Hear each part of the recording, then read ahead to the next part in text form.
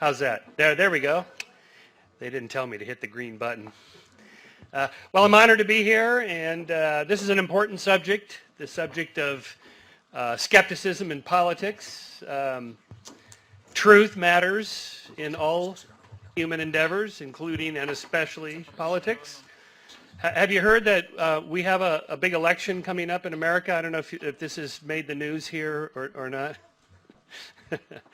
Unfortunately, we have almost instantaneous real-time fact-checking of the candidates' statements. And there's even scales of lying, from distortion to slight lying to strong lying to liar, liar, pants on fire is the worst kind you can get. So this is a good thing. This is part of moral progress, I think. As is our meeting here in the European Union. The European Union is one of my steps in the right direction of opening up borders for trade and travel that makes us as humans less tribal. So that's a good thing. For my day job, this is what I do for most of my time is publishing Skeptic Magazine. It's the quarterly publication of the Skeptic Society. We're a nonprofit science education organization. You can subscribe online digitally at skeptic.com, read it on your phone, your tablets or whatever.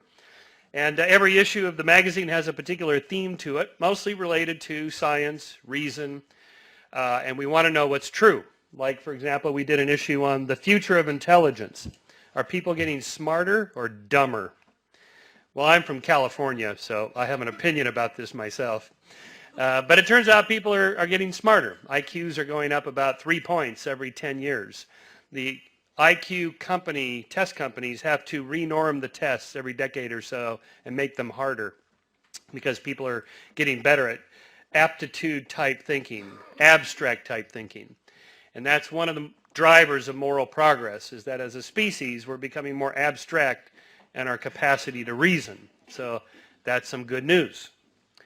We did one on artificial intelligence. When will computers achieve human-level intelligence? And we concluded that we're 5 years away and always will be. It turns out it's a hard problem to solve. And don't worry about AI taking over the world or turning us all into paper clips or treating us like ants. It's not going to happen. We did one on 9/11 as a conspiracy. Was 9/11 a conspiracy? Yes, it was. By definition, 19 members of Al-Qaeda plotting to fly planes into buildings without telling us ahead of time constitutes a conspiracy. But that's not what the 9/11 truthers think. They think it was an inside job by the Bush administration. Well, anyway, we debunked all their claims. But you know how you know that 9/11 was not orchestrated by the Bush administration? Because it worked. It's just a little political humor. We did one on Scientology as a possible cult. This is the original Ponzi of the Ponzi scheme fame. Why do people fall for scams like that? This came out after Bernie Madoff's biggest scam of all time. His clients were not ignorant, uneducated, poor people. These were wealthy, highly educated, very successful people. Anybody can fall for any scam of any kind. That's the deeper message. And smart people, if anything, are even better at rationalizing beliefs they hold for non-smart reasons, which is to say most of our beliefs. Most of the beliefs we hold for emotional reasons, for reasons we believe to be moral foundations, worldviews, political worldviews or religious worldviews that we hold dear, such that the facts get spin doctored to fit the worldview or the belief, not vice versa. For example, have you ever noticed when you're having an argument with somebody, when you present them with better facts, they usually change their mind? Yeah, me neither. It almost never happens because people are committed. If you're committed to a belief, to a position, it's the position, the tribe, the collective, the cohort, the moral value, the religion, the politics, the economic ideology that matters more than the facts. And this is why fact-checking and skepticism in politics is so important, because people vote by their tribe, by their ideology, by their worldview. All right, let's get into the subject here of my latest book, The Moral Arc. It was, of course, the title inspired by Dr. King's famous, second most famous speech, his How Long, Not Long speech. His most famous speech, of course, is the I Have a Dream speech. But in this one, he asked, through a number of literary tropes that he pulled from literature and religion, how long it would take before we get there. Now, I will play for you a portion of that speech because it's so inspiring.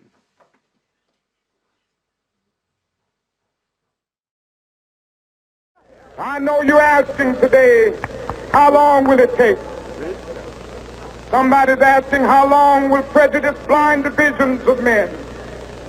I come to say to you this afternoon, however difficult the moment, yes, sir, however frustrating the hour, it will not be long, because truth crushed earth will rise again. Yes, sir. How long? Not long. Yes, sir. Because no lie can live forever. Yes, sir. How long? Not long. How long? Because you shall reap what you sow. Yes, sir. How long? Not long. How long? Truth forever on the scaffold, wrong forever on the throne. Yes, that scaffold sways the future. Yes. Behind the dim unknown standeth God within the shadow, keeping watch above his own. How long? Not long. Because the arc of the moral universe is long, but it bends towards justice. Yes, how long? Not long. Boy, that's an inspiring speech. In every revolution, there's one individual that can make a difference, that can stand up and say, we're not going to put up with this anymore. We're going to change the world. And in today's interconnected world, that individual is you, and it's me. It's all of us. We can all make that kind of difference.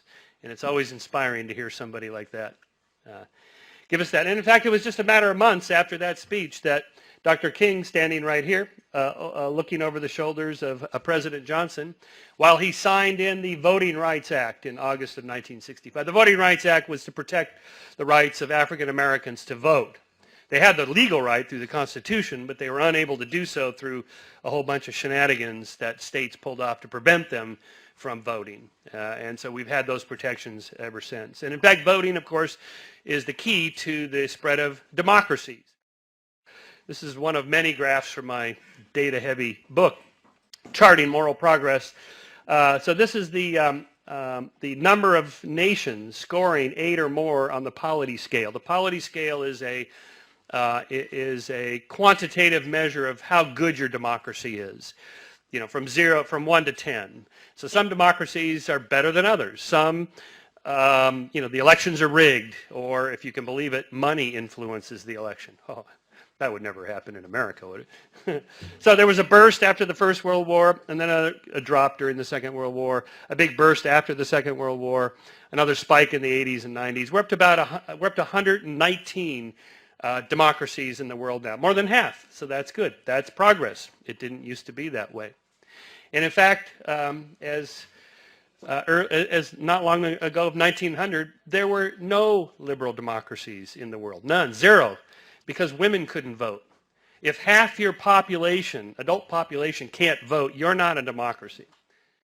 This is one of the heroes of my book, Inez Mulholland. This woman rode that stallion right up to the White House in Washington, D.C., with thousands of people marching behind her. I would not want to stand in front of that stallion and stop that moral progress. And here's the chart graphing when women got the right to vote. Again, first big burst after the First World War, United States in 1920. Another burst after the Second World War. One of the last, Switzerland, 1971. Switzerland, 1971. Saudi Arabia, I was glad to see. I circled, I put a question mark after 2015 because when I wrote my book, women were not allowed to vote in Saudi Arabia. Now they are. The fact that they have to be driven there by their men is not good. But one step at a time, I call that protopia. We're not aiming for utopia, protopia, which is just incremental progress, just one step at a time. Don't try to get there tomorrow, just try to get there, just a little bit better. By the way, Vatican City, they said never. Of course, they don't have any women, and that's another problem that I won't get into in this talk. And we're in the midst of another rights revolution, gay rights and same-sex marriage. This is a couple of my wife's friends in Cologne, Germany. Germany, it's, gay marriage is no big deal anymore. In fact, last week we passed a wedding shop. My wife and I are visiting Europe and Germany the last 2 weeks, and so we saw this wedding cake shop. And there are, of course, wedding cake tops for straight couples, but they added this whole new section. So not only is it more inclusive, it's good for business. More stuff to sell, okay, right? Y bueno, el cambio 2011 en Estados Unidos para matrimonio homosexual, los que están a favor de permitir que los homosexuales eran superiores que los que estaban en contra. El presidente Obama también cambió su opinión en 2011. Hillary, quién sabe, ¿no? Si uno se pregunta por qué no todos aman a Hillary, pues porque es que no es auténtica. Votó en contra del matrimonio homosexual en los años 90, defendiendo la ley de defensa del matrimonio con su marido, y es que no puede decir, bueno, es que he cambiado de opinión y ya está. Que no pasa nada si cambias de opinión, pero la política, si cambias de opinión, significa que quizás estés traicionando al equipo, o que seas un chaquetero, que no tienes unos valores contundentes. En la ciencia no pasa nada. Si dices, me he equivocado, he cambiado de opinión, tengo datos nuevos, antes me influía pues la cultura, no pasa nada. Esto lo tenemos que cambiar en la política. By the way, I have some good news for those of you who are in favor of both gay marriage and the legalization of pot, which is another big thing that's happening in America right now.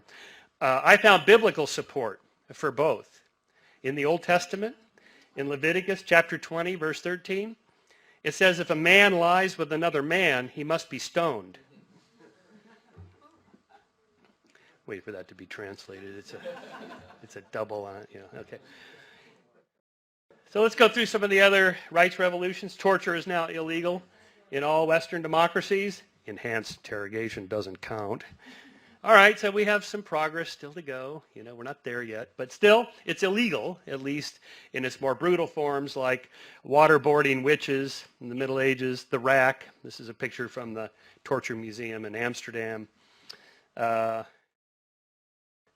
here's some of the other lovely ways that states used to treat their citizens. Breaking on the wheel, they'd rotate the wheel and slam a stick against the person who's strapped to it. Burning at the stake. There's research now trying to figure out how long it would take to kill somebody. Would they die from the heat? Would they die from the smoke in their lung? It's a brutal way to go. Sawing somebody in half, penetrating with the stake, scraping the skin off. The point of these was not to kill somebody. It was to make them suffer for as long as possible before they died. The crucifix, of course, goes back to the ancient Romans.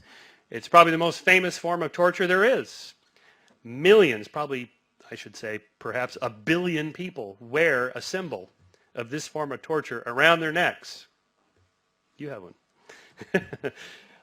It's a symbol, of course, that Jesus suffered for our sins and so forth. But let's remember what it really was. It was a way of killing somebody with as much pain as possible. And this was from the Armenian genocide just a century ago. What happened? Well, Lady Justice intervened into the process. Note the accoutrements she carries. A blindfold, so she's blind to not be biased. Scale, so that the justice is fair. and a sword so that the law is fully applied when the decision is made. This was an idea that was developed and introduced in the Enlightenment, primarily by two philosophers, Jeremy Bentham and Cesare Beccaria. The latter, Beccaria's book, An Essay on Crimes and Punishments, was the first to articulate the principle of proportionality. That is, the punishment should fit the crime. Why? Because the goal is to reduce the amount of crime. Not to make people suffer because it's fun, but to reduce the amount of crime. How do we do that? Maybe have more death penalty, maybe have less death penalty. Let's try no death penalty and see what happens. And that's the idea. It's an experiment. We're running the experiment now in the United States. There's 31, we're the last Western country to have the death penalty. We have 31 states in which it's still illegal, but only 4 practice it with any regularity. Texas, by far and away the most. Ohio, Florida, Oklahoma. Those are the ones that practice it the most. And I'm predicting it'll be gone by 2030 at the latest. No more death penalty. As it is already, those 4 states are having a hard time getting the drugs to use for the lethal injections. It's not that easy to kill somebody when that's your goal, to do it humanely. The way this evolved, well, here's where we are here in Europe. There's no more executions and death penalty in European countries. You're way ahead of us. Here's an earliest version of the death penalty, capital punishment. On a cave painting, you see 10 archers and this guy with 10 arrows in him. We know that hunter-gatherer bands have practiced capital punishment for hundreds of thousands of years. It's a way of dealing with psychopaths, bullies, criminals, people that just don't play nice by the rules. And we've been doing it ever since. It became more humane with the guillotine. The guillotine was designed to obviate all those other forms of torture. That is, if the goal is just to kill somebody, you don't have to torture them for hours or days. You can just lop off their head. And so death was instantaneous with this. For about 50 years, the United States employed what's sort of euphemistically called Old Sparky, because people's heads caught on fire, their bodies cooked, you could smell burnt meat, like chark, you know. So those are it. Firing squad. Now lethal injection. So these will all go by the wayside. Why? Because it doesn't work. It doesn't work. It doesn't work to deter crime. It doesn't cause homicides to decline. And the reason for this, as we'll see shortly, is that 90% of homicides are not calculated. They're not done for instrumental reasons. I wanted his Rolex, so I shot him and took his watch. That's not what happened. 90% of homicides are moralistic in nature. They're spontaneous. People lose their tempers. They shoot somebody, they stab them, whatever, as we'll see in a moment. Other forms of abolitions, the abolition of slavery is now illegal in every country in the world. We don't have to fight that battle anymore. If you're not sure you agree with my thesis, just ask yourself this. What are the chances that Spain would change its constitution and vote back in slavery? 0. It's never going to happen. Now, it's true there's a few places in the world where slave labor is still practiced, sex trafficking is still practiced, which is a form of slavery. But that's in countries that have it as illegal but can't enforce the law because their governments are crappy governments. So we have to improve the enforcement of the law. We don't have to fight the intellectual battle anymore. If you read the literature pre-abolition of slavery, you'll find all kinds of intellectuals defended it. Religious people, theologians, philosophers, scientists. They defended slavery as a rational, perfectly reasonable idea, and now they don't. What happened? Okay, we'll get into that in a minute. Animal rights, I was glad to see I didn't have time to put a slide in because I just read this while I was sitting there. Before we started that, bullfighting has been outlawed here in Catalonia. It's against the law. No more bullfighting. Bullfighting will be completely gone everywhere in just a matter of years. According to the New York Times article that I just read, the attendance is down to less than a third of these stadiums are filled. The idea of just watching somebody bloody up an animal is just not that appealing anymore. But that used to be a big thing. You know, staking, you know, hammering a cat to a stake and then headbutting it used to be hilarious, great entertainment in the 18th century. Not anymore. Bear baiting, all these kinds of cruel and unusual dog fighting, cockfighting, and so on. These are now illegal. The animal rights movement is spreading to cetaceans, whales, dolphins, porpoises, and other marine mammals, and the great apes, as well as many monkeys. The United States just retired, the National Science Foundation announced last year, no more chimpanzees will be used for scientific research. The ones that are used are now being retired to Florida, of course. And that's good. So that's good. So we're getting there. A long ways to go before everybody's vegan or vegetarian. You know, the percentage of people in the Western world that are vegetarian is still single digit, still less than 10%. But the sensitivities we have and the idea first articulated by Jeremy Bentham, the same guy that articulated the rational proportion punishment, the question is not can they reason nor can they talk, but can they suffer? So it's our sensitivities to the suffering of other sentient beings that has expanded the moral sphere to include more sentient beings. Because we can put ourselves into the minds of another sentient being and imagine what it must feel like to be whatever the treatment is. How far have we come? Everyone today, conservatives included, are more liberal than liberals were in the 1950s. You don't see signs like this anymore. Well, you probably wouldn't have seen that here anyway. But so this is sort of for an American audience, but like here's a couple of pictures of mother and son watching a nuclear explosion in Nevada.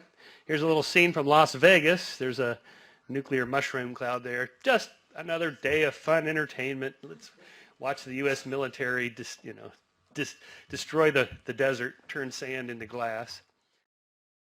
Here's a fun Sunday afternoon of a public hanging. But look at these people dressed in their whites, their best whites. Or another fun day at the Ferris wheel with the Ku Klux Klan, the KKK. And you don't see this anymore. There used to be hundreds of these a year,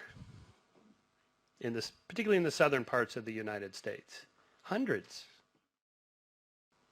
And now you see no more. Look at this. These are the numbers from the late 19th into the early and mid 20th century till they finally zeroed out. Homicides are on the decline. Here's a couple of photographs I took at the Natural History Museum in Copenhagen of just a couple of guys that died violently in Northern Europe tens of thousands of years ago. This guy got an arrow through his head, dagger in his sternum here. This guy had his head bashed in, and for good measure, an arrow point in his sternum here. Of course, you're familiar with Otzi the Iceman, found in the Tyrolean Alps by a couple of hikers who thought he must have fallen in last year, and until they dated him and found out he's 5,000 years old. And it was a decade before they did enough research on this guy to find out he didn't die out on hiking or hunting. He was murdered. He has defensive wounds. You know, when someone comes at you with an axe or a spear, you go like this. So he has cut marks on his arms, and he has other people's blood more than one person's blood on his own hands and arms. So when he was killed, he put up a good fight, and his arrow points have other people's blood on them as well. More than one. So he stabbed somebody, pulled it out, stabbed somebody else. This is what life was like. Here's the famous Bogman with his rope. He was strangled and his head bashed in. So the chances were pretty high. Just the 13th century, just 700 years ago. Here's some data sets of estimates of the number of people murdered in European countries per 100,000. So criminologists measure rates of homicide by per 100,000.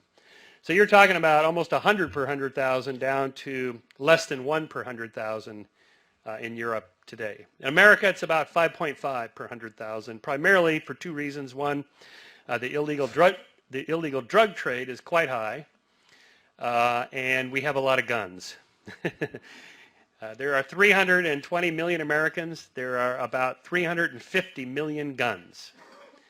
That's a lot of guns, and they are never going away. Even if you cancel the Second Amendment of the Constitution, which is never going to happen, but even if you did, how are you going to get the 350 million guns? They aren't going to turn them in. It's not going to happen. And if law enforcement went door to door, you would not want to see what would happen. This would not be good. It's a problem. Okay, so part of the problem is drugs are illegal, and so where there's no free market, there's a black market. And when there's a black market, you can't go to the criminal justice system to settle disputes.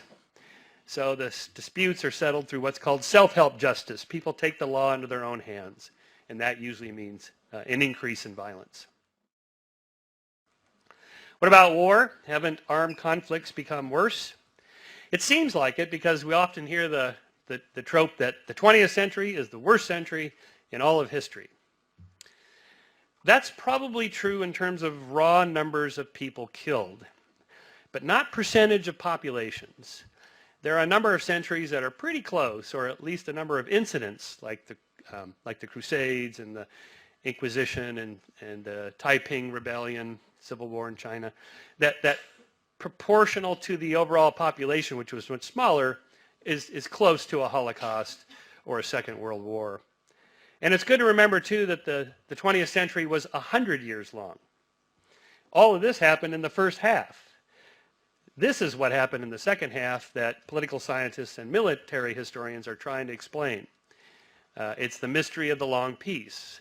For 500 years, European great powers fought each other pretty much every year. Somebody was at war with somebody. And in 1945, that all stopped. Well, one reason is the building we're in, the European Union, having open borders and trade and more commonalities amongst people makes it less likely for them to go to war. What are the chances of, say, France and Germany going to war now? I mean, it just seems like, what? Or do you think the British would ever march their troops through the Channel and invade France? I mean, it just sounds absurd now. And yet it wasn't that long ago that this was fairly common. So if we take that little half there and note that bump, and note the 300 per 100,000, and then we go to that bump, which is in the 20s per 100,000, and then by the 60s and 70s, it's down to the sort of the high single digits per 100,000, down to mid single digits per 100,000, down to less than 1 per 100,000. Now, this is a little deceptive because there's an uptick last year because of Syria. The civil war in Syria has caused the numbers to go back up a little bit. But note what an exception that is to the way things have been the last few decades and the trend and the way they used to be, where Syrian-type events were quite common. What about nuclear war? Is it possible that we could reach nuclear zero? I think it is.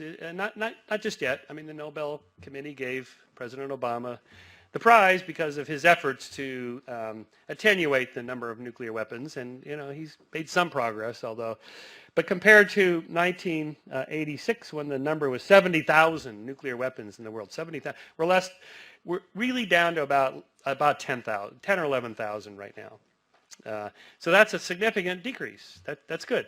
That's progress. The problem we have is solving the strategic psychology of deterrence. It's also known as the other guy problem. I would give up my nukes if the other guy would, but maybe he's going to cheat and so forth. But it's good to remember that of the 194 countries in the world, only 9 have nuclear weapons. And that includes Israel, who has never officially said it has nuclear weapons, but of course we know they do. That means 185 countries, 95% manage just fine without nukes. And some may want them, but they can't afford to produce the fissile and other materials, which is expensive and hard to do, not that easy. And it's noteworthy that since 1964, more nations have started and abandoned nuclear weapons programs than started and completing them. Say, what? Yeah. It's expensive. It also puts you at risk for the surrounding countries who are not too enthusiastic about you getting nukes. So they apply first economic pressures to not do that. What about terrorism? Yes, it's a problem. for sure. But remember the terrorism of the 70s with all the sort of pseudo-Marxist groups and with political agendas that were not religiously motivated. Now, of course, we have Islamic terrorists that are motivated for their own and different reasons. But note that not one terrorist group has ever taken over a country. They've never set up a state. They've never established a new country. It's never happened, and it never will happen. So in terms of, are they an existential threat? This seems to be a big thing. Like the use of that phrase, existential threat, took a big spike. Started in the 70s, took a big spike after 9/11. But what do you mean by existential? People, well, it could be the end of Western civilization. It could be the end of America or some other country. Really? How would that happen? Well, they could get a nuke into New York City or a dirty bomb. Okay, this is very unlikely to happen. But let's say worst case scenario, ISIS gets a nuke and they get it into New York City and they detonate it and millions are killed. Let's say 3, 4, 5 million are killed in one instant. Do you think President Obama is going to surrender? Oh, okay, well, we give up. Here's the keys to the White House. It's all yours. You think my state of California, 3,000 miles away, is going to go, oh, well, we better give up our houses to the... No, this is never going to happen. They are not an existential threat. What about ISIS and Islamism? Yes, it's brutal. But the kind of things they do is not new.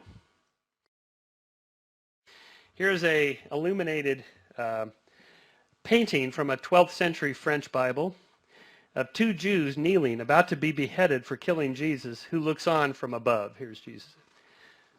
Why would these are Christians killing Jews. Why? Well, because they killed our Lord, or the Jews are doing whatever they're doing. Okay. Go back. This is what I call the witch theory of causality. That is, if you believe that the cause of plagues and diseases, storms and accidents and disasters and crop failures is all caused by women cavorting with demons in the middle of the night, then you're either insane or you lived 500 years ago when everybody believed this. This is just a mistaken belief about causality. It's a causality problem. We want to know what's the cause of these problems we're having. And assigning the cause to demons cavorting with women is an incorrect understanding. Here's a few other incorrect beliefs about people. That Jews poison wells and cause the Black Death. That slaves are better off enslaved than free. That blacks are racially inferior. That women are weak-willed and emotional. That gays want to spread the gay lifestyle. Really, this is an American conservative thing. Oh, those gays, they're going to go over, they're going to convert all the straights. I have a friend who tells me this. I said, you're worried? You personally, you think you might flip? Oh, not me. No, not me. Well, who then? And I say to him, by the way, when did you choose to become straight? What? I didn't choose. Right. Okay. Or that atheists are immoral and communists, or that animals feel no pain and do not suffer. As Voltaire said, those who can make you believe absurdities can make you commit atrocities. So the problem, as Steven Pinker points out in his masterpiece, The Better Angels of Our Nature, is that we have strong moral emotions about other people, particularly related to fairness and justice. For example, I'm going to show you two video clips that kind of give you an indication of how deep and instinctive our sense of right and wrong and fairness and justice is. I'm not sure where this is. It's a train platform, I think somewhere in Europe. I found this video clip one night when I was watching cat videos. And so what you'll see here is these three people are talking. This guy all of a sudden reaches out and shoves this woman backwards, and she staggers back. And this guy reaches out to grab her and misses, and into the train pit she goes. Wow. Okay, so now he starts to reach down to help her, because the train could be coming and kill her. Then all of a sudden, you can see he becomes just filled with rage. So you have this competition between the sense of helping and hurting somebody who hurt your loved one. So he he abandons her, turns around and cold cocks this guy. Just bam! Just a beautiful roundhouse. Boom, right to the jaw. Snaps his head back. Boom, a second one, right out of a Hollywood movie. It's a beautiful thing. Then he staggers around for a minute like, okay, there was something I was supposed to do. Oh, yeah. And then he rescues the woman, says something to her like, are you okay? And she appears to say yes. And then he remembers, and he noticed that this guy took off. This guy makes a run for it because he doesn't want to get beat up again. And he goes after him. The moment he sees that she's okay, he goes after him. So here's that clip.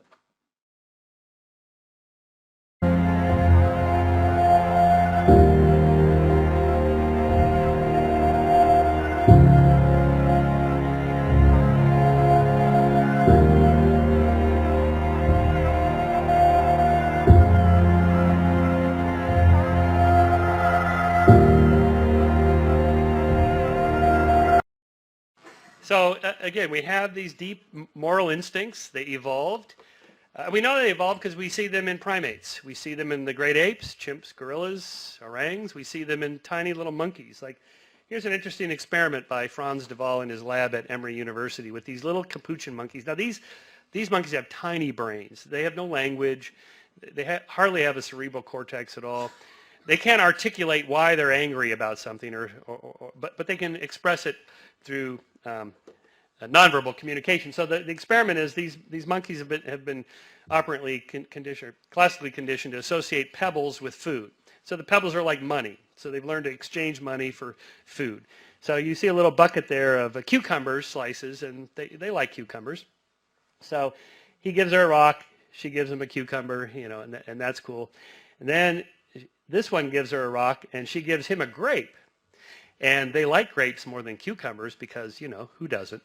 And they taste sweet. And so this one sees that, and he's very excited, like, oh, boy, I'm going to get a grape. And he gives her the rock, and she gives him a cucumber slice, and you'll see what happens. We're getting grape, and you will see what happens. So she gives a rock to us. That's the task. And we give her a piece of cucumber, and she eats it. The other one needs to give a rock to us. And that's what she does. And she gets a grape. And she eats it. The other one sees that. She gives a rock to us now, gets again cucumber.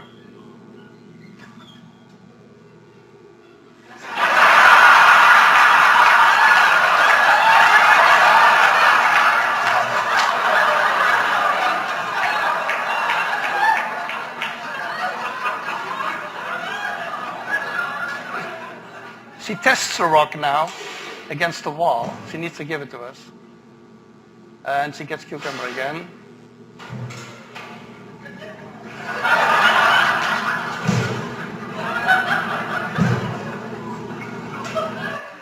So that sense of fairness and justice, like, hey, I paid the same that he paid, and he got, well, that's not cool. They can't say any of that, but clearly you can see that they feel that. So those are evolved emotions. You have them too. For example, show of hands, non-rhetorical question. Have you ever fantasized about killing someone you don't like? Let me see a show of hands. Come on, be honest. Come on. The numbers are usually pretty high. Come on. The rest of you are lying. Come on. Yes, okay. This was research done by David Buss at the University of Texas at Austin for his book, The Murderer Next Door, Why the Mind is Designed to Kill, and why we do this. People that were asked this question, mind you, initially they were just undergraduates, and then he did it on larger surveys and found that males were about twice as often to frequently think about killing someone they don't like, but the women almost caught up with occasionally thinking about killing someone they don't like. Some of the answers, one guy said he went 80% of the way toward killing a former friend and now a jealous rival. First, I would break every bone in his body, starting with his fingers and toes, slowly making my way to larger ones. Then I would puncture his lungs and maybe a few other organs. Basically give him as much pain as possible before killing him. It's like this is one of those guys that would run those torture instruments from the Middle Ages. A woman said she went 60% of the way toward killing an ex-boyfriend who threatened to make public their sex video. I actually did this. I invited him over for dinner, and as he was in the kitchen looking stupid, peeling the carrots to make a salad, I came to him laughing gently so he wouldn't suspect anything. I thought about grabbing a knife quickly and stabbing him in the chest repeatedly until he was dead. I actually did the first thing, but he saw my intentions and ran away. So this is Homicide as Self-Help Justice. Sociologist David Black's 1983 study found that 90% of murders are moralistic in nature. Here's a few examples.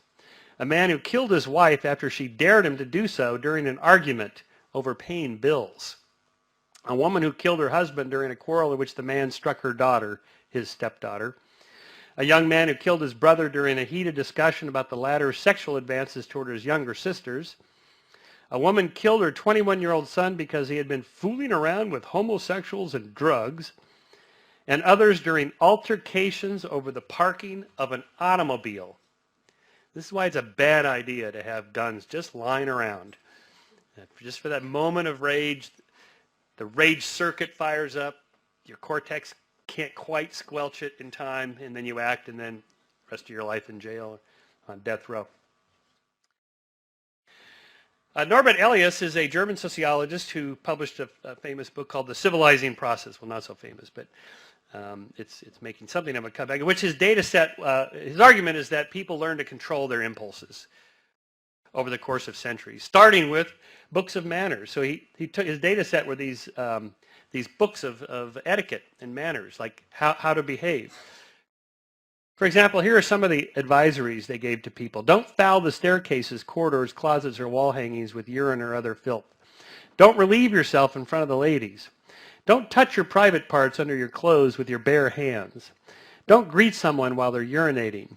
Don't make noise when you pass gas. When you share a bed with someone in an inn, don't lie too close to him that you touch him. I'm really careful about that myself.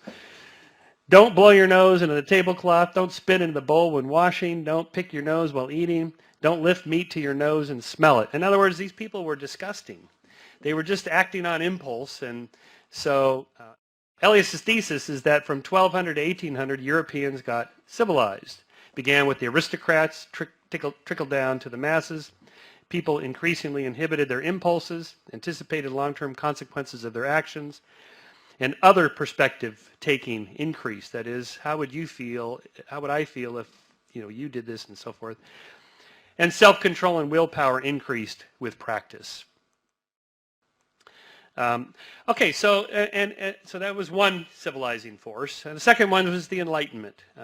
Key thesis of my book is that instead of moralizing about evil and calling it sin, as religion did, use science and reason to solve problems, like the proportionality principle with crime. It begins with the scientific revolution and the discovery by Copernicus, Galileo, Newton, and so on, that the universe is governed by natural laws that can be understood and applied to change the world. And ever since the scientific revolution and the Enlightenment, we've been applying the methods of science to solving social and moral problems. For example, Montesquieu's famous book, Esprit de Loi, The Spirit of the Laws, was really about a scientific study of the different legal systems that nations and countries and groups and tribes all over the world have based on their geography, the people, the race, their form of trade, their form of agriculture, and so on. Just trying to figure out, is there some relationship between where you live and the kind of society you have, the kind of laws you have. Francois Quesnay was the physician to King Louis in France, and he was assigned the job of figuring out how the economy works. Now, we're comfortable with the idea of the economy as a thing, like this is a thing that exists out there and we can study it. This was completely foreign to people back then.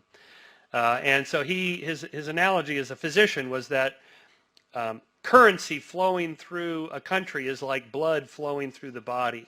And that if you have obstructions in your body to the blood flowing properly, you get diseased or ill, or you don't feel well. It's not good. And so he concluded that currency in a country should flow more readily, steadily, which means fewer government regulations, fewer government obstructions to trade.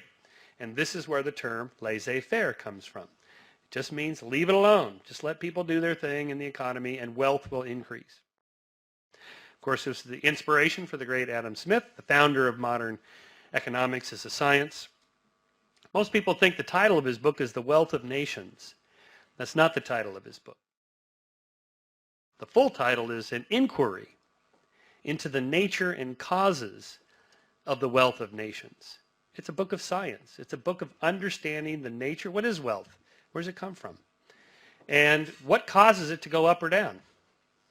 We can study those like you can a solar system or a human body or nature. It's all the same. Thomas Hobbes' Leviathan was one of the first and probably the most important single treatise ever written on government. What is government? What are we doing? Now, he made an argument for turning over all your rights to the Leviathan, to the government, to the state, as a way of getting you more freedom. Well, we don't think that's quite correct, but you have to turn over some freedoms, like the freedom to drive on the left side of the road. You give that up so that you don't get run over. Okay, things like that. So Leviathan, with a monopoly on the legitimate use of force, decreases incentives for exploitative attack, reduces the need for deterrence and vengeance, replaces self-help justice with criminal justice, and replaces the culture of honor with the culture of law. In other words, we need some form of kind of a shadow of enforcement. Kind of an American thing we need. Well, in a way, this is the role of religion, which co-evolved with the government. That is, government gives you everybody a set of rules and say, these are the laws, and if you break them, these are the punishments. And religion says, and if you think you got away with it, there's an eye in the sky that sees all and keeps track, and it'll all be settled in the next life. Okay. All right. The problem is that Leviathan states can turn into autocracies, dictatorships, theocracies, which cause more harm than the good that they do. So the question is then, what's the best kind of government? What's the best kind of Leviathan? So what we've kind of discovered over the years is democracy. Democracy is a method of nonviolence. So actually, Immanuel Kant's the first person to write about this in the late 18th century, but Rudy Rummel was a political scientist who first collected data on the total number of people murdered by governments throughout all of history. And then he sort of cataloged and showed that really those three governments, if you say, well, governments are all bad, look how many people they killed in the 20th century. It's really just three governments in all of the entire world for the entire century that did the most, that did like 90% of the killing. So democracy is a better form of governance, and Bruce Russett and John O'Neill tested the democratic peace theory. This is the meme is, no two countries that are democracies ever fight, except for the 20 exceptions to that rule. Or no two countries with McDonald's ever fight, except for the 20 exceptions. Anyway, you get the idea. So scaling it like a social scientist would, treating it as a continuum rather than black and white. They showed that, well, first of all, they took the Correlates of War project of 2,300 militarized interstate disputes between 1816 and 2001, and that Polity project I mentioned earlier that assigns each country a democracy score from 1 to 10. And they found that when both countries are fully democratic, wars decrease by 50%. When the less democratic member of a pair lean toward autocracy, wars increase by 100%. So the formula was, as democracies increase, violence decreases. And you can see that in this graph of the number of interstate wars goes down right around the time that the number of democracies surpass the number of autocracies and anocracies. Anocracies are sort of in between autocracies and democracies, also known as crappy governments. So we're on the way up. That's good. Democracies are increasing. Interstate wars are decreasing. And the obvious test case is the difference between North and South Korea, who started on equal level in the 1950s and diverged dramatically. You can see the difference from outer space. You can see the difference in their heights, North Koreans, South Koreans. If you have crappy diets, you're not going to grow very tall. And that's a function of your GDP. Now, this is a little out of date on this particular slide. I just looked it up yesterday. The per capita GDP of South Korea is now up to 36,600. The per capita GDP of North Korea is 1,800. Yep, time to go. Yep. Okay, so I'm on my last two slides. So democracies place more emphasis on individual rights and individual liberty than any other form of governance, and thus they promote the survival and flourishing of sentient beings. So the constitutions of human societies ought to be built on the constitution of human nature. And I end with a quote from the great Dr. King again. Each of us is two selves. The great burden of life is to always try to keep that higher self in command. And every time that old lower self acts up and tells us to do wrong, let us allow that higher self to tell us that we were made for the stars, created for the everlasting, born for eternity. Well, that's a very religious kind of statement. I'm a scientist. So we are, in fact, made from the stars. This is the last sentence of my book. Our atoms were forged in the interiors of ancient stars that ended their lives in spectacular paroxysms of supernova explosions that dispersed those atoms into space, where they coalesced into new solar systems with planets, life, and sentient beings capable of such sublime knowledge and moral wisdom. So morality is something that carbon atoms can embody, given 1 billion years of evolution, the moral arc. Thank you.